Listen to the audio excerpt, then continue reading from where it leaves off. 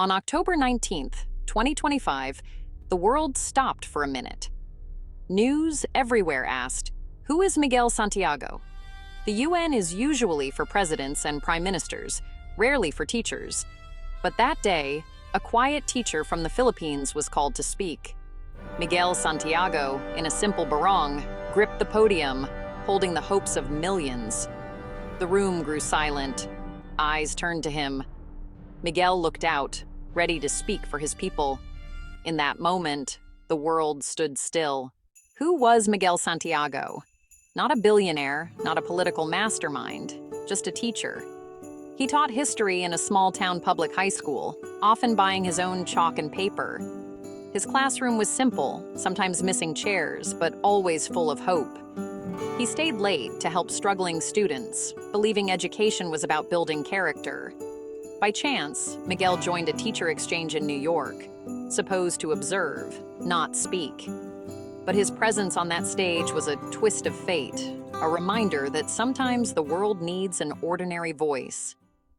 To understand Miguel's impact, you have to know where he came from. He grew up in a fishing village, his father a fisherman, his mother selling their catch at the market. Miguel watched his parents give away their last fish, rebuild homes after storms, always helping, never asking for anything in return. True strength, he learned, wasn't loud. It was quiet service and humility. As a teacher, he planted seeds of hope in his village. On the world stage, he carried the spirit of his community, quiet, resilient hope. A heart forged in humility can move the world.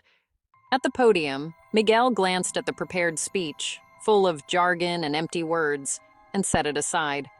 He spoke from his soul, not with titles or formalities, but with a story. "I am a teacher," he began, "and every day I see the true strength of my country." He spoke of nurses caring for strangers abroad, sailors braving lonely seas, workers building cities far from home. He didn't talk politics, he talked people.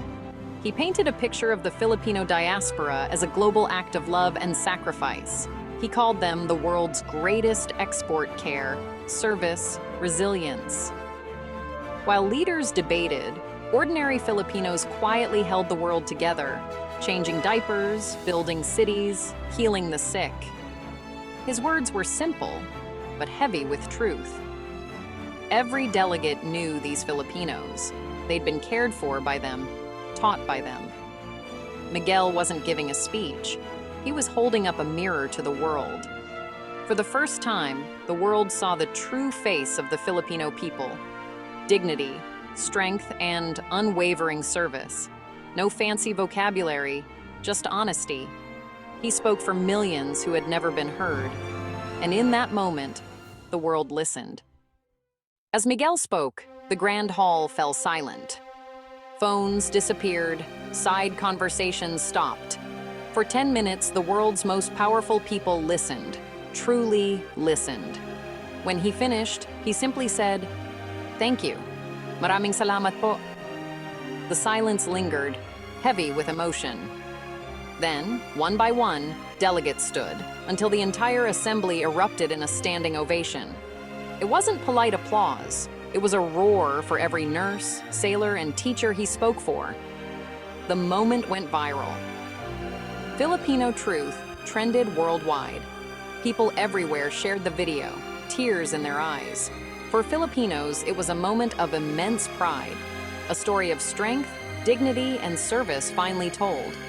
Miguel Santiago, the quiet teacher, had become the voice of a nation. He reminded the world and his own people of the power of the Filipino spirit. The world had come expecting politics, but left with a lesson in humanity. In that silence, the world found its conscience, and in Miguel, it found a new kind of hero. The applause echoed far beyond the hall. It was a global recognition of quiet heroes everywhere. And it all started with one teacher's truth. Back home, Miguel wasn't welcomed as a hero by everyone. The people loved him, but the powerful were uneasy.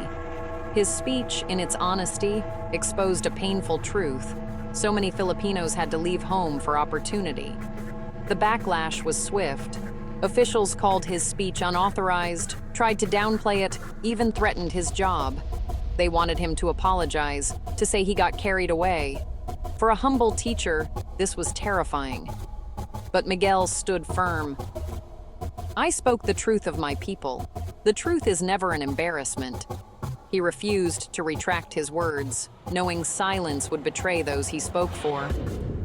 The price of truth was high, but the price of silence was higher. He faced intimidation, but would not bend. His courage inspired others to speak up. The government tried to put out the fire, but it only spread.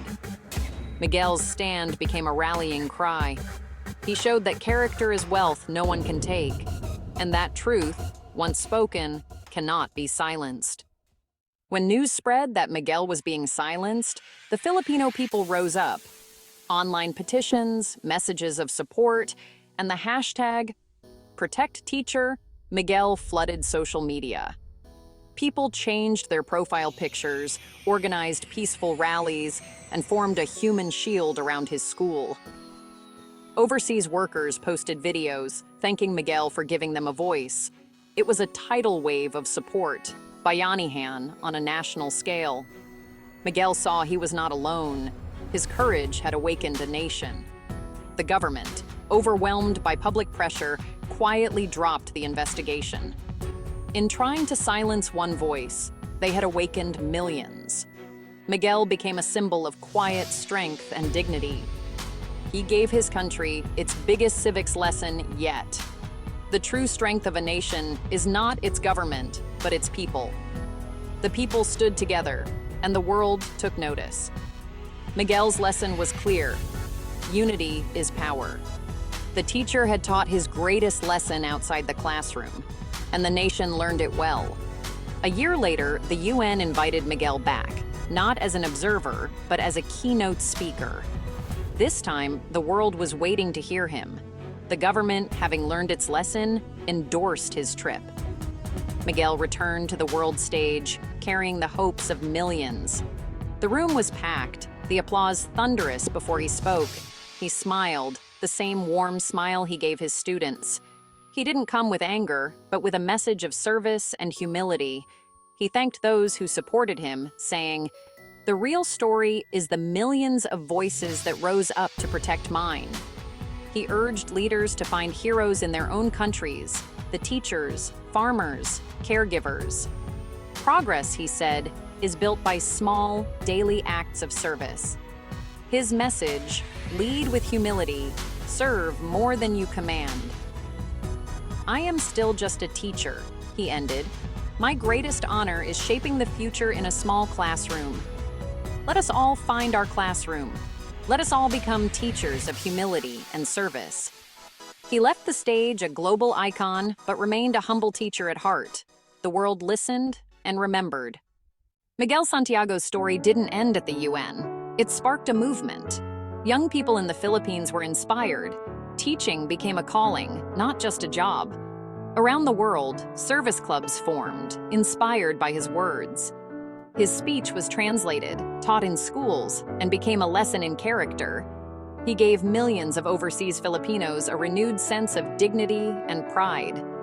Miguel turned down fame and fortune, returning to his classroom. He said his work was with his students, but now his classroom was the world. Through his example, he taught that true influence comes from empowering others. His humility was his greatest strength. One humble voice awakened a nation and inspired the world. You don't need a title to be a leader, just a heart for the people. The most profound changes start with ordinary courage. Miguel Santiago lit a candle in the dark. Its light continues to shine, a million echoes of hope, and the world is brighter for it.